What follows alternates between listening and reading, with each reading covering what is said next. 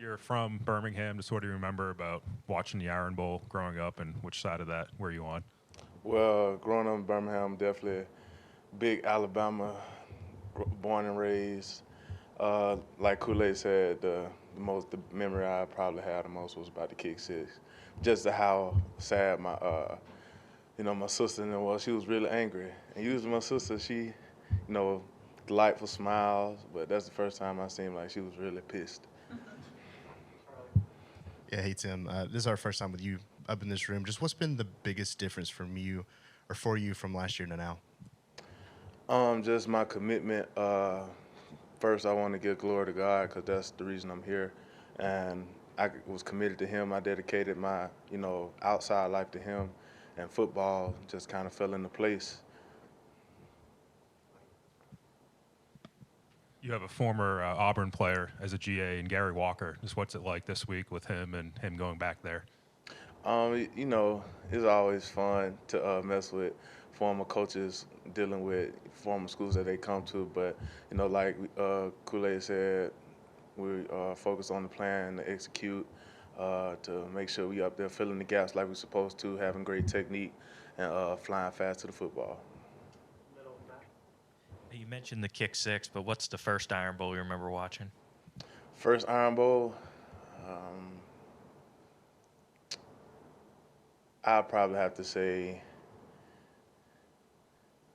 the, when Cam Newton played, and I really wanted y'all to win that one, but it was at the time I was trying to have some bragging rights being a kid, and I was kind of disappointed, but God gave me another chance to make it right. This is an Auburn team that really likes to run the ball. How much do you like that as kind of like the run stuffing defensive tackle, the nose guard kind of guy? Like how much do you kind of like these kind of games? Well, Auburn is a good team. They have a plan they want to, try to do. My job is to, fill gaps and control the run. Of course, I love it, especially, having that type of pressure on you because I was told pressure is a privilege. So having my teammates depend on me, having the coaches depend on me to fill that gap, and really the whole D lineman, the whole defensive line in that aspect, it means a lot. Kind of bouncing off that with the D line yesterday, Coach Saban just talked about as a group how much y'all have grown this year. Just how have you kind of seen that in your group? And he talked about some of the young guys that have come along. It's been amazing, especially guys like Jordan Renard, Edric Hill, James Smith. Those guys is finally getting their number called from the hard work they been putting in from fourth quarter to spring ball to the summer fall camp. It's always good to see like your little brother finally get to, you know, see what his dream is about from playing from all those years. Coach Saban mentioned you kind of first whenever he was asked about leaders of the defense, about how you've kind of stepped up front. What has that been like, just being more vocal and being more of a leader this fall?